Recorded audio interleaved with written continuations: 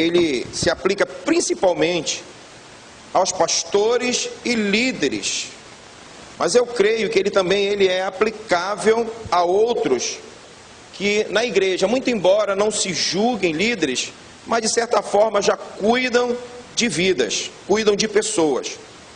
Então hoje, quando eu mencionar aqui a palavra pastoreio, e isso vai acontecer diversas vezes, nós vamos, na verdade, estar nos referindo àquelas pessoas que mesmo sem o título de pastor, mas são pessoas que cuidam de outras pessoas. Amém? Então eu gostaria que você ficasse bastante atento para isso, porque creio eu que esse texto, ele é muito precioso para que possamos abrir o nosso entendimento, possamos dizer, isso é para mim também. 1 Pedro capítulo 5, de 1 a 4.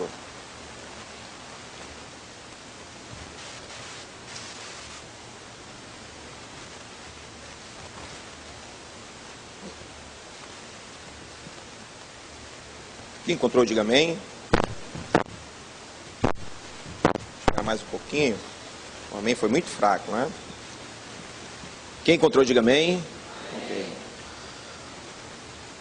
Rogo, pois, aos presbíteros que há entre vós, eu, presbítero como eles, e testemunha dos sofrimentos de Cristo, e ainda coparticipante da glória que há de ser revelada, pastoreai o rebanho de Deus que há entre vós, não por constrangimento, mas espontaneamente, como Deus quer, nem por sorte da ganância, mas de boa vontade, nem como dominadores dos que vos foram confiados, antes tornando-vos modelos do rebanho.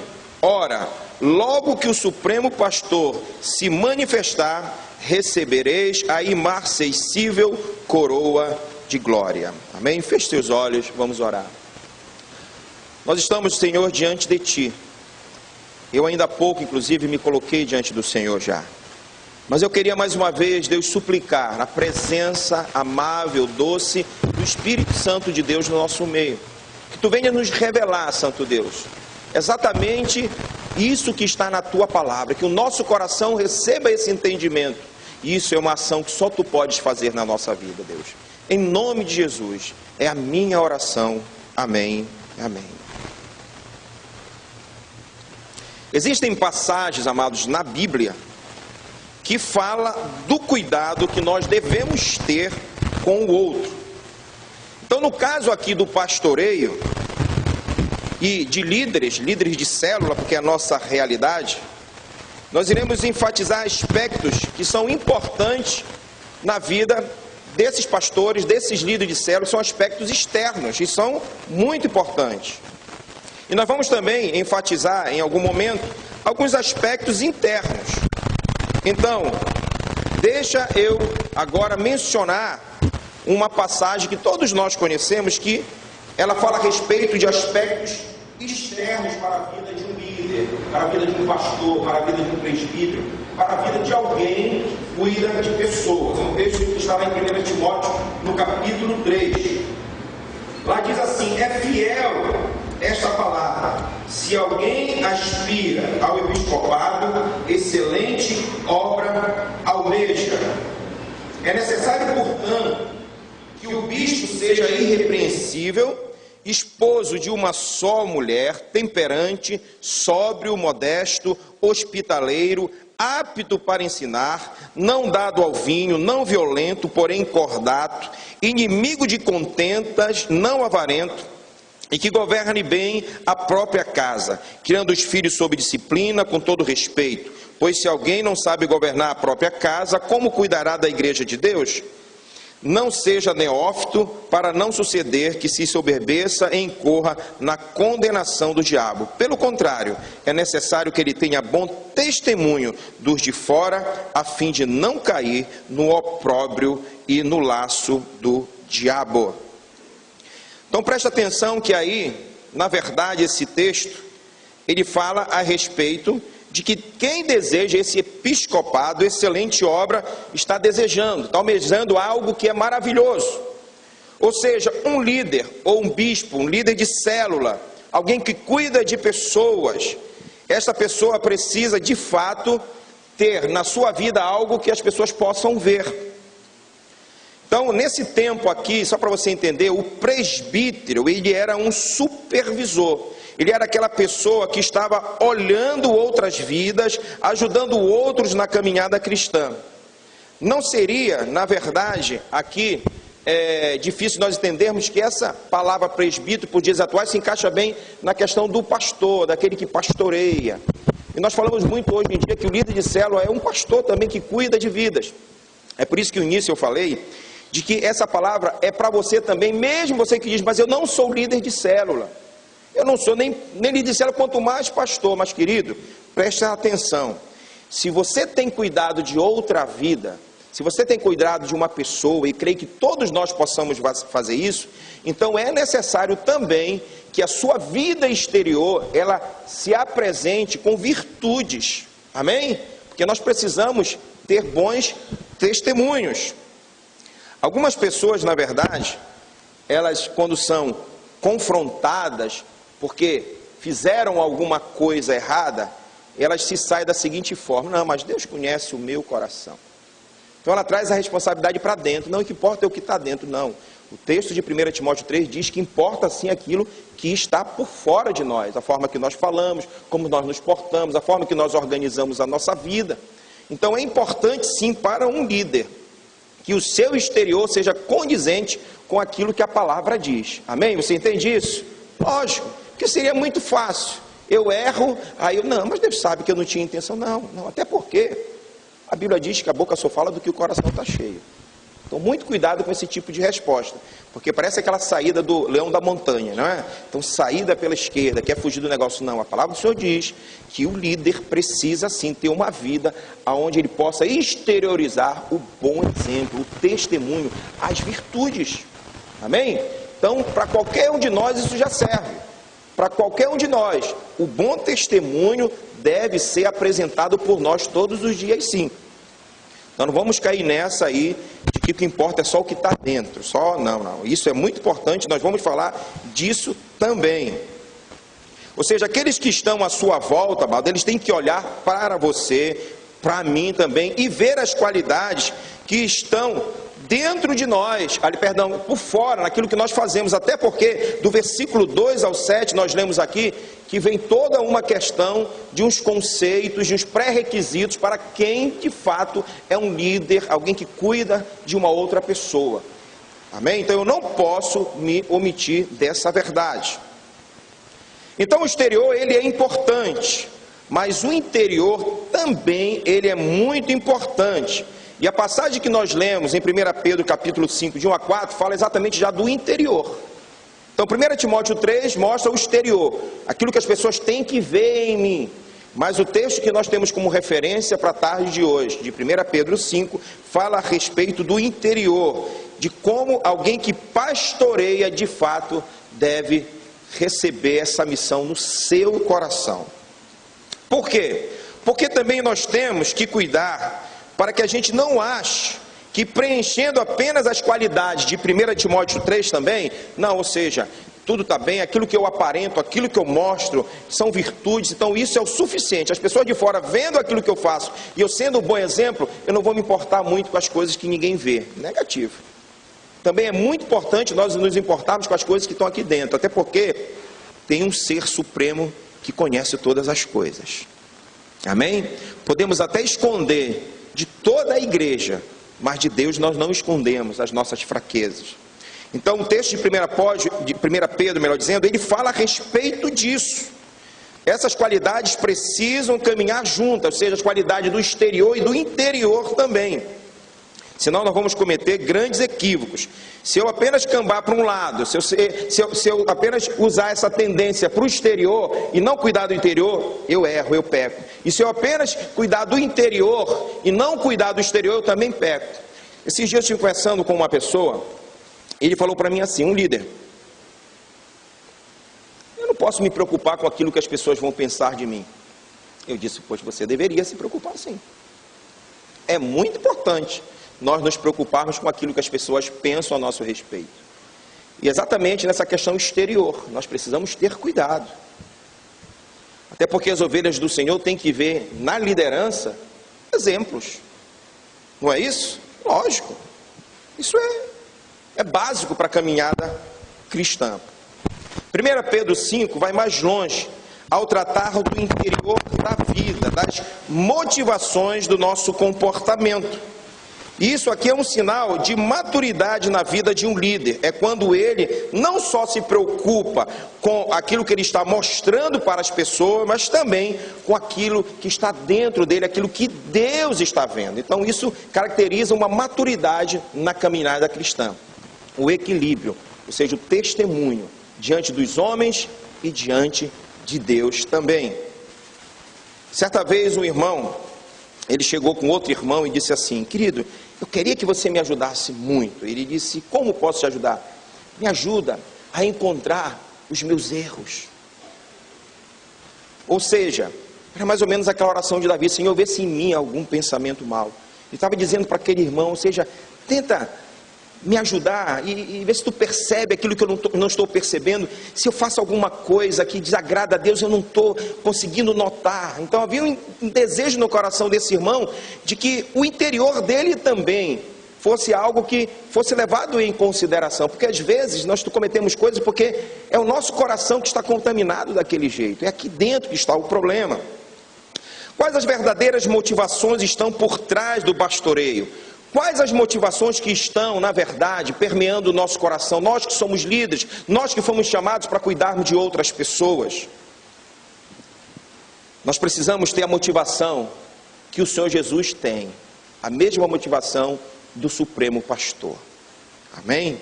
Nós vamos falar de como buscar isso, porque talvez ao terminar essa frase você já pensou: mas como eu conseguirei pastorear como o Supremo Pastor? E nós vamos dar algumas dicas para você nesta tarde. Então nós vamos levantar, a partir desse momento, algumas situações, alguns aspectos típicos de pastoreio. E é interessante usar o texto de Pedro.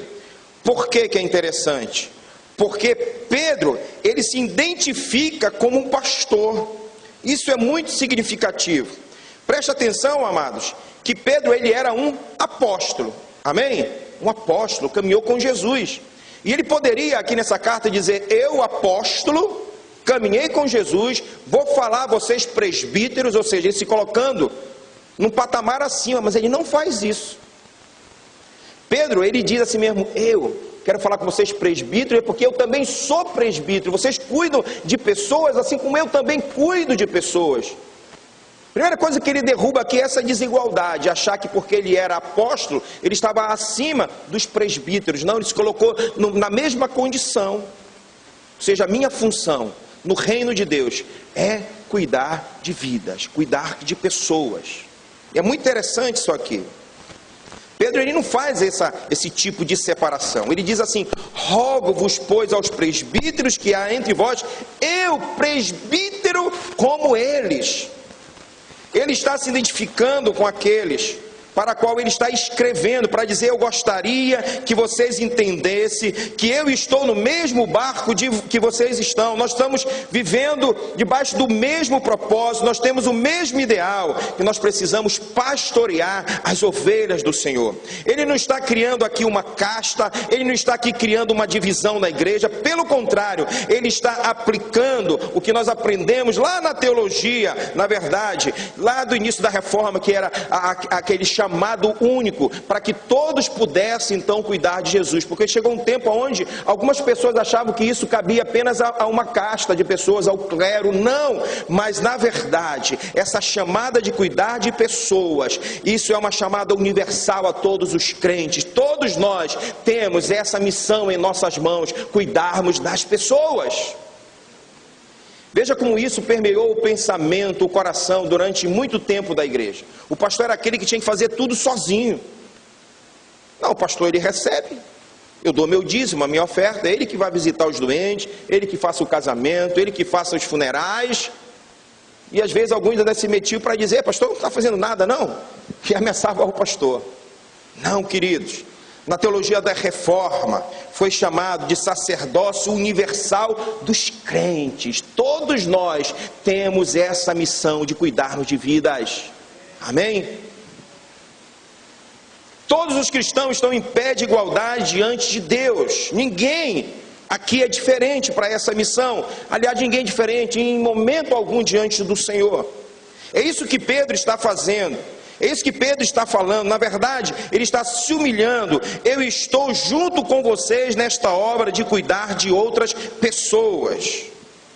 E é interessante, amados, que ele tem uma ótica muito saudável, Pedro, quanto ao pastoreio. Ele fala de duas expressões muito interessantes aqui. No verso 1 do capítulo 5 de Pedro, mostra essa sua ótica. Ele se chama de duas coisas. Primeiro, ele diz que ele é testemunha dos sofrimentos de Cristo. Olha só, eu sou testemunha dos sofrimentos de Cristo. Então isso é uma virtude, é uma qualidade. Tem a ver, na verdade, com o nosso presente também, porque ele estava falando a respeito da perseguição que a igreja sofria, e nós somos perseguidos. Na verdade, a nossa perseguição hoje ela é um pouco diferente daquela época, mas fique ligado, querido, que as perseguições estão acontecendo e elas irão se acentuar cada vez mais. Eu sei que algumas pessoas aqui já são perseguidas no trabalho, por exemplo. Algumas pessoas no trabalho são perseguidas. E você não é tão perseguido hoje como nós fomos lá na década de 80, de 70. Eram os crentes, aí eles emendavam lá com palavrão. Zombavam da gente. Hoje não, mas acontece que a perseguição hoje é principalmente na mudança das leis. Principalmente nas mudanças das leis. Então Pedro, ele diz aqui que ele também fazia parte desse sofrimento. Ele era testemunha disso. Ele enxergava que a igreja de Cristo estava debaixo de tribulações por causa do nome de Cristo. Ele é ciente disso. Ele tem noção disso. E essa, na verdade, é a primeira carta de Pedro. E ele fala muito a respeito disso, a respeito da tribulação, a respeito da perseguição da igreja. E ele fala que essa igreja tem que batalhar para permanecer firme. Quando ele fala, na verdade, desse testemunho, não é só porque ele viu ou porque ele estava vendo, mas ele estava participando, ou seja, nós estamos juntos nisso. Eu estou no campo de batalha junto com vocês. Eu não estou escrevendo uma carta para que vocês façam isso e que vocês sofram as perseguições e eu fico aqui de fora. Não, ele está dizendo, nós estamos juntos nesse processo. Nós vamos enfrentar juntos a perseguição. Nós vamos fazer junto esse pastoreio, custe o que custar. Mas eu estou junto com vocês. Só que tem um detalhe. Ele não é pessimista em relação a isso. Ele está falando aqui que ele era participante, testemunha das tribulações. Mas ele não era aquele crente que só chora desgraça. Tem gente que não quer nem cuidar de outras pessoas porque ele já está com medo de enfrentar os problemas. Porque não é fácil cuidar de ovelhas. Isso é um fato. Não é fácil. E tem gente que já não entra nisso porque não quero ter trabalho. Já fica receoso. E Pedro está dizendo que ele vive isso junto com os demais, mas ele não vê só isso. Ele vê virtudes nisso também. Ele não é pessimista. Ele também fala de uma perspectiva futura. Ele fala também de algo muito especial. Ele também está falando no versículo 1 que ele é coparticipante da glória de Deus também. Se você olhar só pelo lado do trabalho, que dá a cuidar de pessoas, você nem vai sair de casa realmente, você não vai se envolver. Mas ele diz, nós estamos fazendo isso juntos, vamos sofrer muitas represálias, vamos ser confrontados, mas te lembra de uma coisa, nós somos coparticipantes também da glória de Deus. Deus está nesse negócio. Pense nisso. Dá trabalho, mas agrada a Deus. Dá trabalho, mas nós não estamos sozinhos, o Senhor está conosco. Tem gente que diz, não sei nem falar, não te preocupa. O Senhor disse, olha só, abre a tua boca, que o Espírito Santo falará por vós. Eu tive um amigo na propaganda médica, que todo mundo falava dele, rapaz, o mau presságio, chamava ele de mau presságio. E eu não conhecia o mau presságio, só conhecia de ouvir falar. Um dia, depois de quase 2 anos na propaganda médica, eu encontrei uma pessoa que depois da conversa com ele eu disse, esse é o mau presságio. Eu fui perguntar, esse aí mesmo. O cara ia entrar de férias. E eu disse, todos nós, férias coletivas, nós tirávamos, na verdade, categoria. E aí as tuas férias? E ele disse, rapaz, as minhas férias chegou na hora certa, porque olha, minha sogra está doente, minha filha está doente, eu vou ter que fazer um bocado de exame, ainda não estou bem. Eu digo, meu Deus, eu vou entrar de férias em janeiro, já estou pensando, né, em pescar. E o cara estava pensando já em coisas ruins. Então, amado, se você pensar, não, dá trabalho, ou se você é daquele que já foi decepcionado por uma ovelha e por conta disso está com espírito de desistência, querido, que hoje o Senhor te anime. Você também é daqueles que participam pelo sofrimento por causa de Cristo, estamos nesse mesmo barco, vamos cuidar de vidas, mas nós temos que ter a seguinte visão, amados, nós somos também co-participantes da glória de Deus. Deus ama pessoas.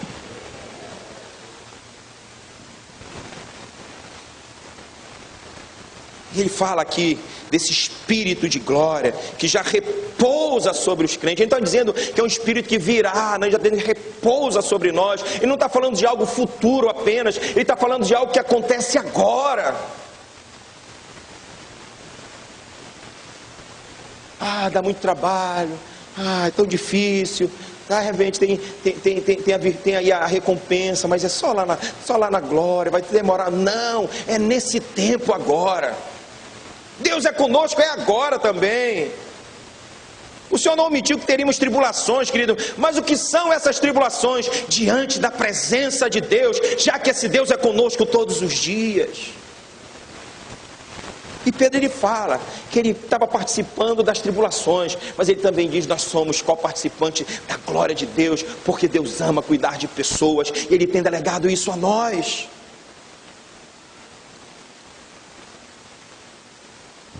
Então Pedro, ele se apresenta no começo desse texto de uma forma realmente muito importante para o nosso próprio convívio cristão. Nós temos que entender primeiro que quando nós conversamos com outras pessoas, quando nós nos colocamos, na verdade, como amigo dela, não acima delas, existe uma igualdade nesse convívio para que cada um cuide do outro também. Esse pastoreio, ele é mútuo. Eu pastoreio, mas eu sou pastoreado. Eu cuido, mas alguém cuida de mim. E o pastor supremo cuida de todos nós. Amém?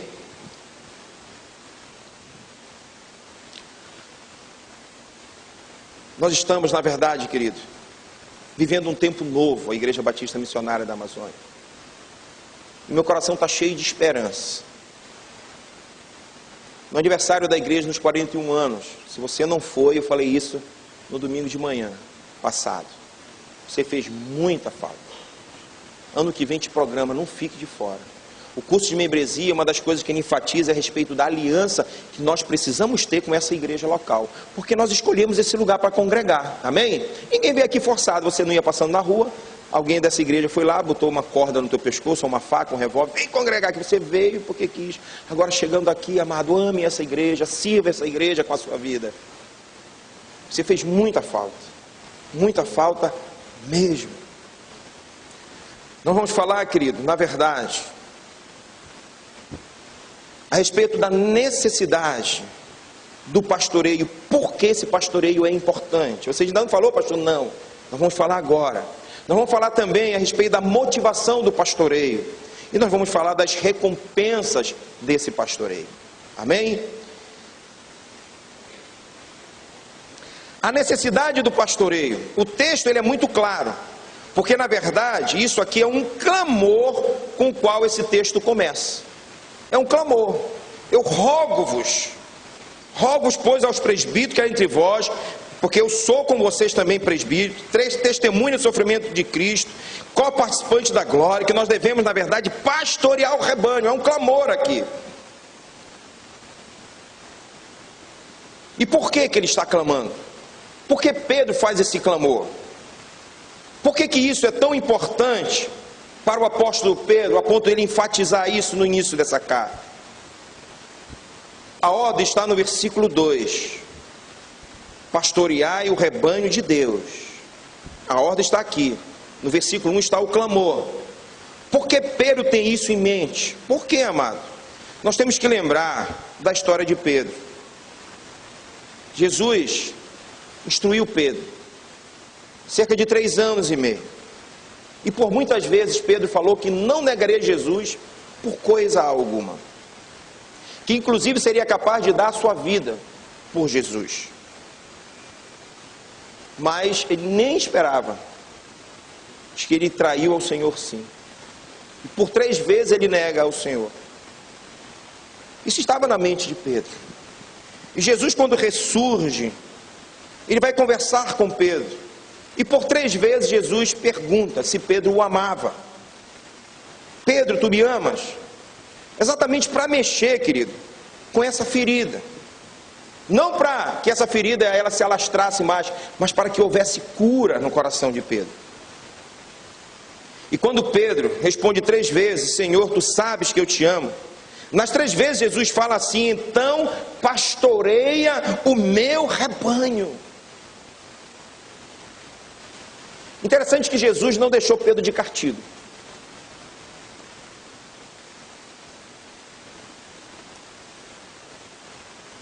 E foi para promover cura no coração de Pedro. Tu me amas, Pedro? Então cuida, pastoreia o meu rebanho. Jesus mexe com Pedro para sarar essa ferida. 3 perguntas, tu me amas. 3 vezes Pedro negou a Jesus e 3 vezes Jesus pergunta a Pedro.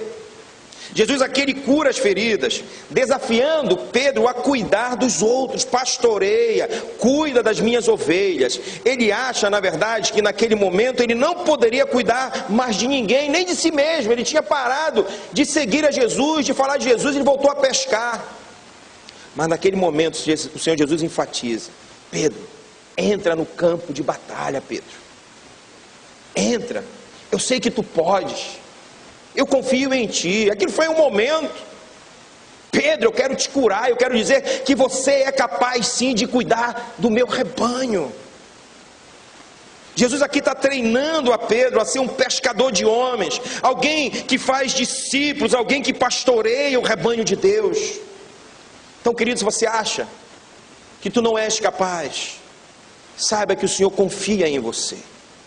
Se você acha que por aquilo que você já fez, você não merece uma segunda chance, saiba que o Senhor está dizendo para você que Ele quer cuidar de você e contar com você também.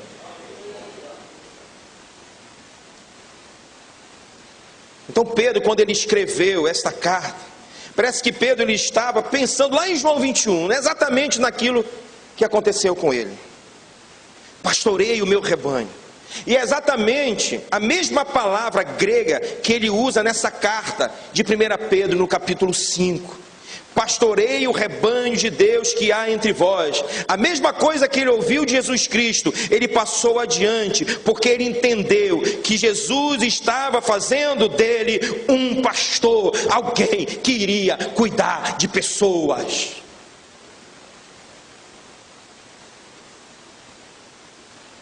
E Pedro ele tem a sensação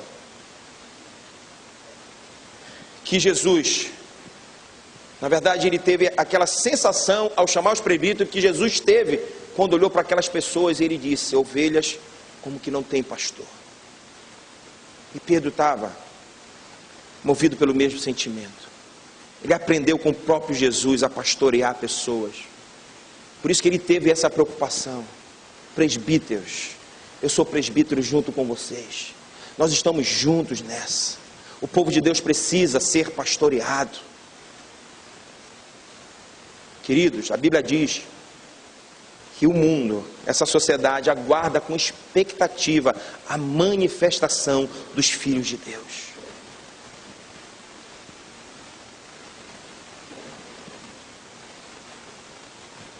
Pedro sabe que a igreja precisa de pastores, a igreja precisa de pastoreio, as pessoas precisam de cuidado, e as pessoas precisam cuidar de outras pessoas.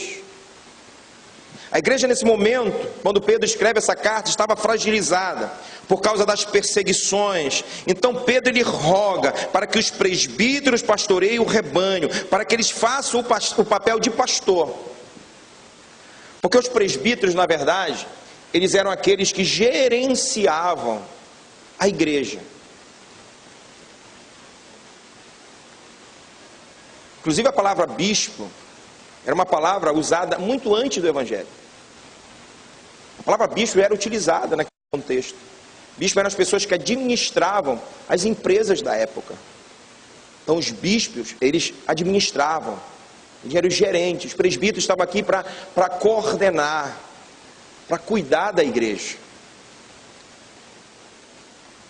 E a palavra pastorear, no verbo grego, tem dois sentidos principais. Acho que esses dois estão envolvidos nesse texto de 1 Pedro capítulo 5. Pastor é tanto aquele que governa, que lidera, que encaminha e protege, quanto aquele que dá o alimento que sustenta. Isso tem muito a ver com o cuidado de pessoas.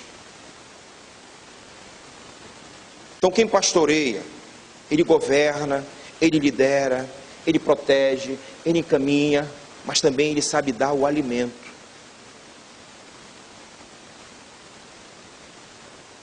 Ensinar a palavra de Deus e proteger as pessoas. Resumindo, é isso. Quem pastoreia ensina a palavra de Deus, porque a palavra de Deus liberta. Amém? Conhecereis a verdade vos libertará. Existem tantas pessoas que são levadas por ventos de doutrinas, porque não conhecem a palavra de Deus, eles acreditam naquilo que é ministrado. Então a função de pastorear é ensinar as pessoas a respeito da verdade de Deus, de dar esse alimento, mas de cuidar também, de estar próximo. Essa é uma função, e isso nós precisamos de um pouquinho mais de explicação, que é primariamente daqueles que a Bíblia chama de presbítero, é o que está no contexto. Isso às vezes soa realmente estranho para nós, porque nós não temos presbíteros, não é? Não temos. Existem algumas igrejas que têm o presbitério, são os presbíteros, os mais velhos. Nós não temos, então isso às vezes soa diferente para nós. Mas como? Nós só conhecemos pastores, tem o apóstolo Monteiro, não soa muito bem para nós, principalmente para nós, dentro do nosso contexto batista. Mas na verdade o ofício do presbítero, na linguagem bíblica, se referia àquelas pessoas que lideravam a igreja. Esses líderes, eles exerciam a função de pastoreio também. E o interessante é que não estava a cargo de uma pessoa. Você vê que tanto Pedro quanto Paulo, ele escreve sempre no plural, aos presbíteros. E isso era positivo, e é muito positivo. Porque na verdade quando a igreja ela é liderada apenas por uma pessoa, a igreja fica com a cara daquela pessoa. E aí fica cheio de virtudes, e se tiver erro, fica com erros também. Mas quando existe, na verdade, um número de pessoas de Deus, cheia do Espírito Santo, para liderar a igreja, isso traz um equilíbrio para a igreja. Já faz realmente fazem alguns anos que nós estamos vivendo nesse modelo, né, pastor Léo? Hoje as decisões, elas partem dos pastores. O pastor Monteiro continua tendo a palavra de peso, a última palavra é a dele. Se ele discordar de todos nós, mas dificilmente isso tem acontecido. Sempre nós estamos ali contribuindo com ideias, como melhor fazer, como melhor, na verdade, pastorear a igreja. E isso tem sido bênção para a vida dessa igreja.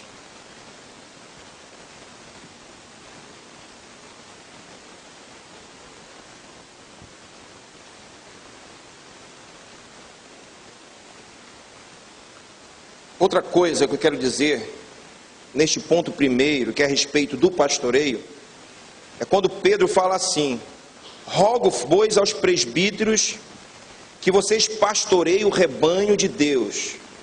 E aí eu preciso lembrar que a Bíblia está dizendo, na verdade, que todos nós somos responsáveis por isso. Todos nós. A Bíblia está dizendo que nós, os crentes, somos as ovelhas. Amém? Mas não te esquece, querido, que o Supremo Pastor, ele desceu da sua glória, se fez uma ovelha, para que nós, sua ovelha, fôssemos levantados por ele como os seus pastores. Você entendeu isso? O Supremo Pastor se fez uma ovelha, para que nós, suas ovelhas, fôssemos levantados por ele como os seus pastores.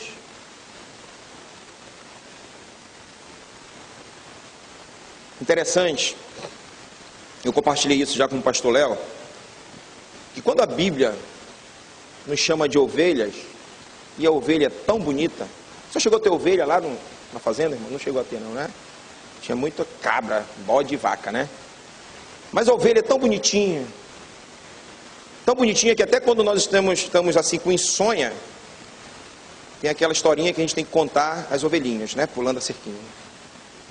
Mas na verdade a Bíblia, quando ela fala que nós somos ovelhas, não é aquela ofensa pesada, tá, queridos? Mas não é algo muito legal não, você sabia? Tu sabes por quê? Porque a ovelha, ela é um animal tolo.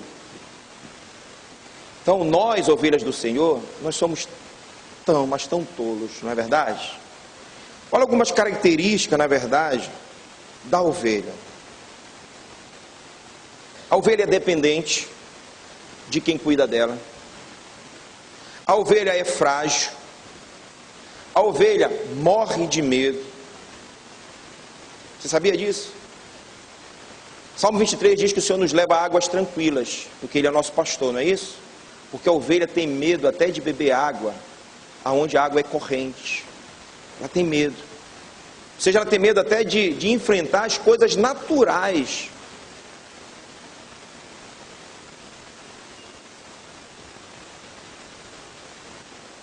Ela não sabe enfrentar as dificuldades. Ela é incapaz de se defender. Ela é ingênua, desorientada. Você pode assoviar para uma ovelha que ela não vem. O cachorrinho vem, mas a ovelha não vem. Assovia, ela não vem não. Quando ela se perde, você tem que ir lá buscar. Coloca no ombro e traz. Porque se ficar bem, ela não vem. Por isso que o pastor tem que ter a paciência de ir atrás, pegar essa ovelha no colo, trazer de volta para o aprisco. Preste atenção como a ovelha ela é tola. Dizem que existe a ovelha band-aid, né? Tudo ela fica dodói. Tudo ela se machuca.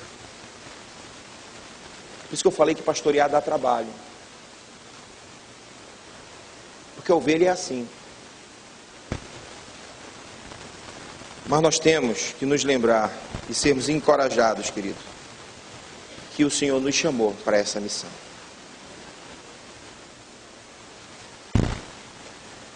Depois a gente amadurece, a gente cresce, fica mais forte. Não é isso? Não foi assim conosco? Aqueles que já são mais maduros, os líderes de células, que têm aceitado o desafio já. Mas no início, pensa como você era. Tudo te aborrecia.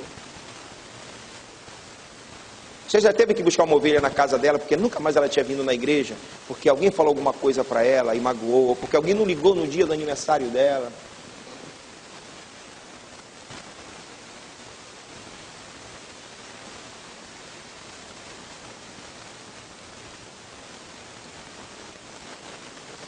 Agora só tem um detalhe, querido. Nós precisamos nos alimentar desse supremo pastor. Quem pastoreia tem que se alimentar desse supremo pastor. Para que você possa pastorear de forma adequada, correta, com consistência. Amados, pastorear vidas é um privilégio. Eu lembro que como o pastor Eibe falou disso quando ele esteve aqui. Não, foi o Ralph, não foi? Que é um privilégio para nós cuidarmos de pessoas. Poxa, quando Deus nos usa, às vezes em coisas tão pequenas, nós ficamos tão felizes. Quando alguém chega com problema, Deus nos usa para a gente dar um conselho.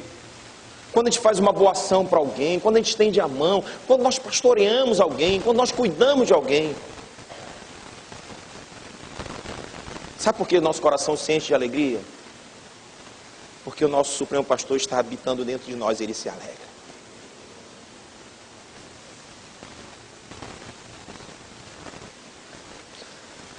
Devemos também pastorear, queridos, sem nos esquecermos que essas ovelhas são do Senhor. Não são nossas, são ovelhas do Senhor. E o Senhor confiou a mim, confiou a você, confiou a nós essa missão. Jesus entendeu a missão de Deus. O Deus homem, Jesus, ele disse: Deus, as pessoas que tu me destes, eu cuidei bem delas, nenhuma delas se perdeu. Olha como Jesus entendia, como era um privilégio para Jesus cuidar das ovelhas do Senhor. E ele cuidava exatamente tão bem, porque ele sabia que as ovelhas eram do Pai.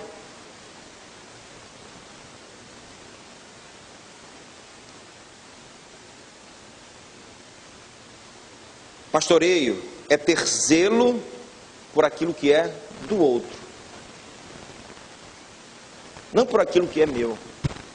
Pastorear bem é ter zelo por aquilo que é do outro, ou seja, essas ovelhas não são minhas, são do Senhor.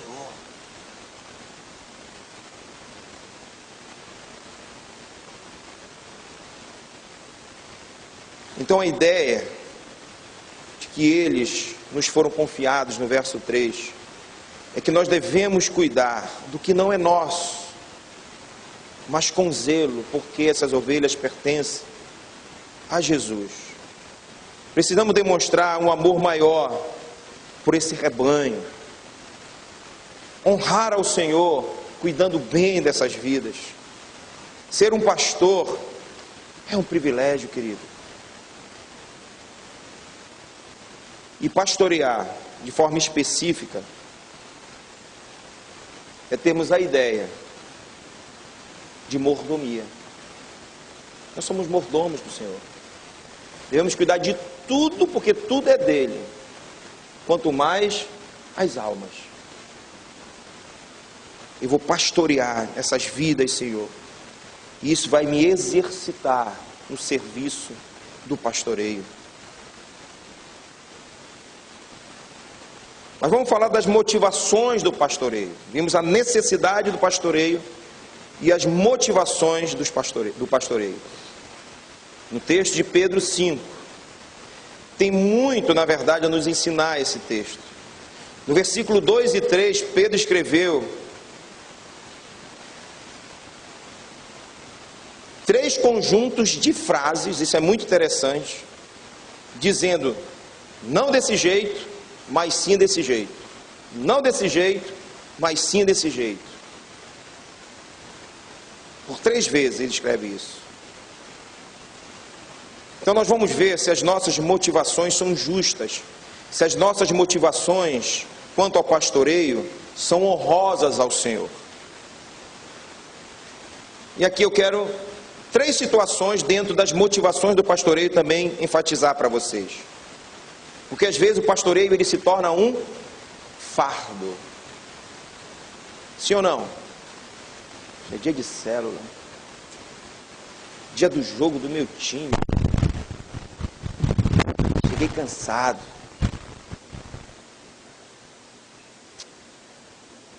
Mas eu vou lá, porque senão o que vão pensar de mim? Essa não deve ser uma motivação justa. Olha, eu só vou porque hoje é a festa do aniversariante do mês. Aí eu tenho que ir, senão eu não ia.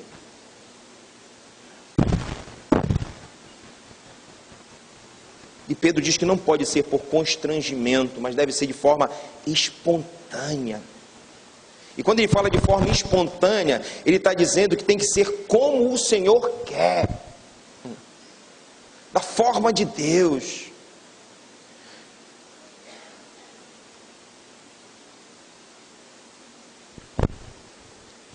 Agora, como é que eu posso, então, superar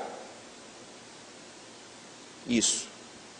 E eu vou dar uns segredos para vocês. Tem que ser como Deus quer, não é isso? E eu te pergunto, Deus nos pastoreia bem, sim ou não? Sim. Então o meu pastoreio tem que ser semelhante ao pastoreio dele. Amém? Mas como é que eu posso superar então, se às vezes o sentimento é esse, de peso, de enfado, com justificativas? Às vezes eu vou só para prestar conta, porque eu tenho que ir, porque as pessoas estão me esperando. Então isso não é saudável para o pastoreio.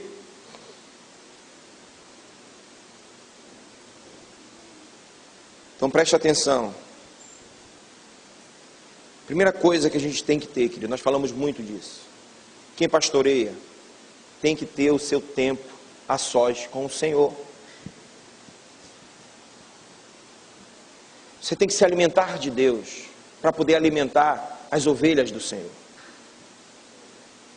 Se você quiser exercer um pastoreio de qualidade, querido, você tem que investir no teu tempo a sós com Deus. Que nós chamamos de TSD, tempo a sós com Deus. Tempo sozinho com Deus, melhor dizendo. E às vezes passa a semana toda, está chegando a hora da célula, a hora do discipulado, e nós chegamos lá de qualquer jeito. E realmente vai ser um peso.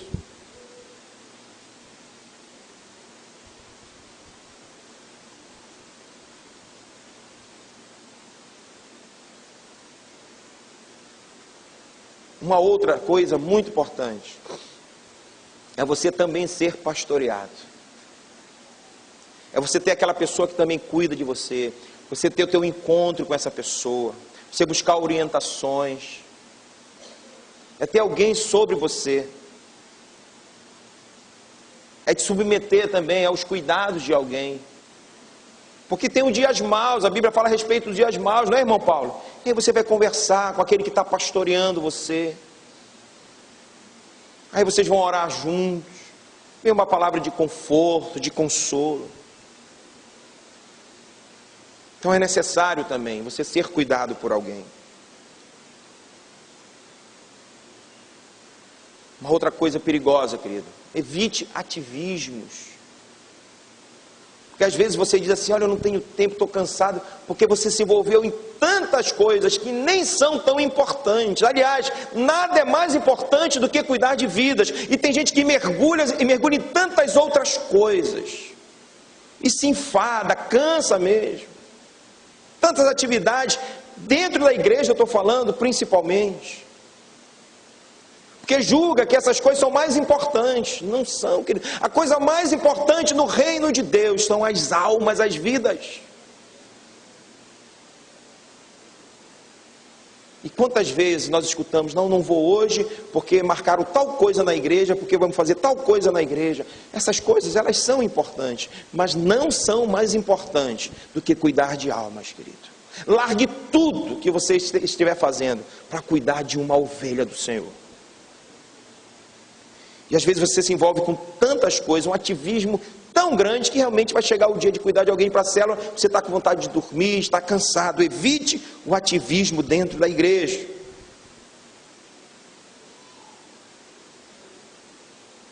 Boas leituras. Leia bons livros. Como nós aprendemos. Na hora que nós precisamos dar um conselho para alguém, aquele livro que foi tão bom, acrescentou tanto na nossa vida, nós vamos compartilhar. E hoje nós vivemos um tempo que as pessoas leem muito, mas leem muita bobagem. Sabe tudo de novela, de internet, de time e tudo mais, mas não faz uma boa leitura. Relacionamento com outras pessoas. Relacionamento com famílias de Deus. Troque ideia, visite. Arranje tempo para estar junto com os irmãos. Isso nos fortalece também, fortalece a nossa liderança, o nosso pastoreio. Frequente boas conferências quando puder, né, pastor Sidney? Te informa, eu fui esse ano junto com o Rafael, inclusive, louvo a Deus pela vida do Rafael. Nós estivemos juntos na conferência fiel, como nós fomos alimentados, como nós crescemos naqueles dias. Participe de boas conferências, congressos. Tudo isso é importante para o nosso pastoreio, para que o nosso pastoreio não seja um fardo. Porque quando nós estamos cheios de Deus, não tem outra coisa que nós não queremos passar. Não queiramos passar. Se eu estou cheio de Deus, eu vou falar de Deus. Se eu estou cheio de Deus, eu vou querer falar de Deus. Sim ou não, igreja? Mas às vezes nós somos tão vazios, que tudo se torna um peso. O que é que eu vou falar? Como é que eu vou cuidar?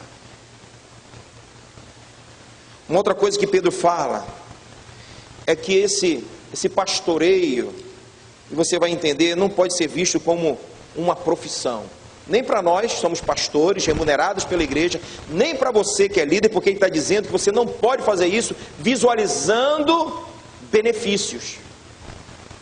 E às vezes nosso coração, ele apronta cada uma para nós.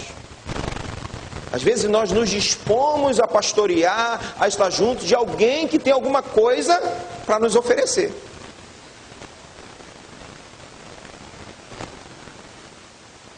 E o apóstolo fala que não deve ter proveito pessoal nisso. Ele se colocou em pé de igualdade com os presbíteros. Eu não posso pastorear pensando ter retorno por conta desse pastoreio. Aí eu vou pastorear o irmão ali, vou ser discípulo do irmão, porque ele mora num condomínio bacana, quando eu quiser fazer a minha comunhão. E tem gente que pensa essas coisas, isso é enganoso o coração, querido, não vá por esse caminho. E o que eu estou falando aqui, você sabe que é verdade. Interesses pessoais. Opa, eu me envolvo com esse aqui porque eu vou ter retorno. E o apóstolo Paulo faz essa observação.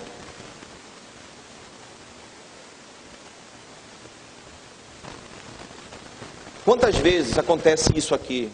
Alguém chega e diz assim, não pastor, fulano está precisando de ajuda. A igreja não pode fazer alguma coisa? Ei querido, você é a igreja. Mas sabe por que tem gente que pensa assim? Porque ele, na hora de meter a mão no bolso, ele não quer. Ele não quer. Porque pastorear dessa forma dá prejuízo. Ele pensa assim. Querido, eu aprendi com o pastor Marcelo isso. Ninguém ganha de Deus, não dá. E às vezes pastorear envolve recursos, sim. Meu pai que dizia, tem gente que gosta de dar esmola com o dinheiro dos outros, né? Isso é muito bom. E às vezes pastorear nos desafia a meter a mão no bolso, sim.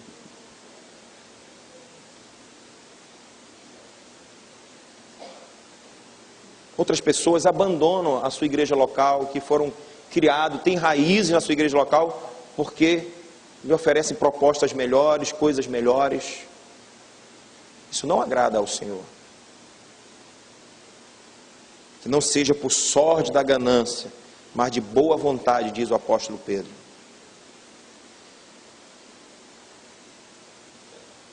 Quando o pastoreio vira também lugar de autoafirmação. Não, tu és meu discípulo, já está errado. Você só pode fazer as coisas se me falar. Isso traz uma autoafirmação, que eu sou líder dele. Ele é minha ovelha, meu discípulo. Eu acabei de falar que as ovelhas são do Senhor. Uma liderança dominadora, está errado.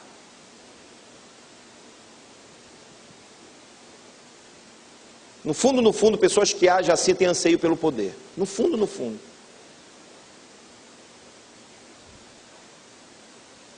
Se mexer com algumas determinadas pessoas de cargo, eles vão pular igual pipoca no fogo, né? Mas eu estou aqui há tanto tempo já. Aí se frustra. Não pode virar o pastoreio um lugar de autoafirmação, não. Devemos fazer discípulos de Cristo e para Cristo.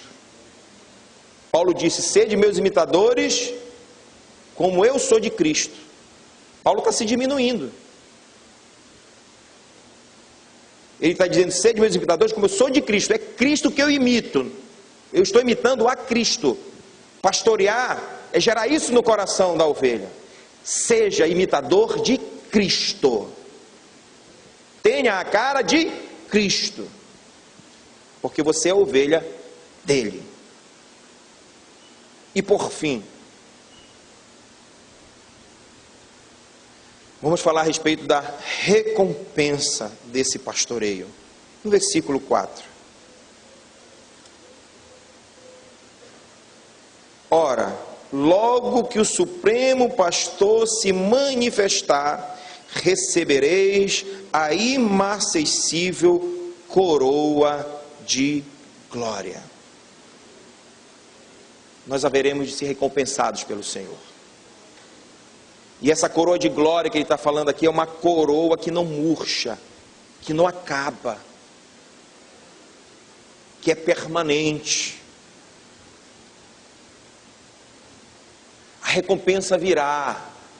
Amém?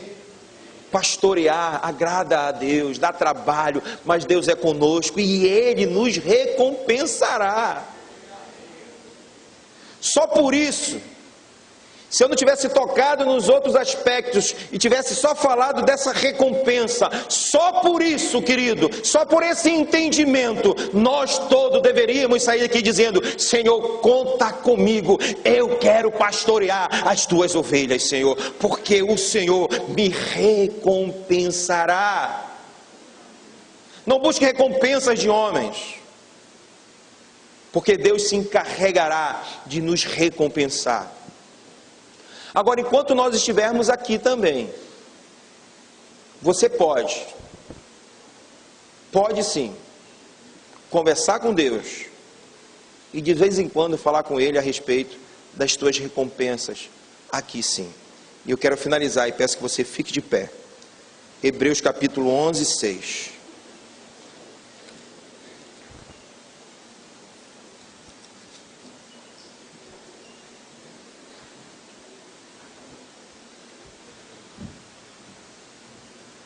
De fato, sem fé é impossível agradar a Deus, porquanto é necessário que aquele que se aproxima de Deus creia que Ele existe e que se torna galardoador dos que o buscam.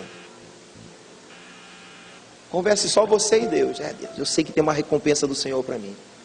Não é em vão que eu estou fazendo, não. Não busque isso em pessoas, não comente com pessoas, mas você pode falar para Deus, porque está escrito na tua palavra: Tu és o Deus que recompensa. E eu estou nessa, Senhor, porque o Senhor tem cuidado de mim. Eu vou cuidar das pessoas, mas eu sei que o Senhor tem uma recompensa para mim. Amém? Recompensa. Pastorear é um privilégio. Tantas recompensas o Senhor tem nos mostrado já. Tem pessoas aqui que são fruto de pastoreio de outras pessoas. E eu tenho certeza que você que pastoreou, e essa pessoa está aqui porque você pastoreou e tem pastoreado tão bem, isso te enche de alegria. Olha que recompensa maravilhosa. Essa pessoa está aqui, pastor Léo, porque eu investi tempo para cuidar dela. Isso é uma das recompensas maravilhosas. Tantas outras recompensas, mesmo no meio das lutas que você passa, nas afrontas, decepções, mas Deus se revela a você e diz: filho, ei, eu também passei por isso. E você foi um dos, ele não fala isso não, mas nós fomos um dos causadores dessas afrontas contra o Senhor. Mas mesmo assim, Ele tem nos pastoreado. É verdade, Deus, o Senhor enfrentou tudo isso. O Senhor colocou uma coroa de espinho para que pudesses me dar uma coroa de glória.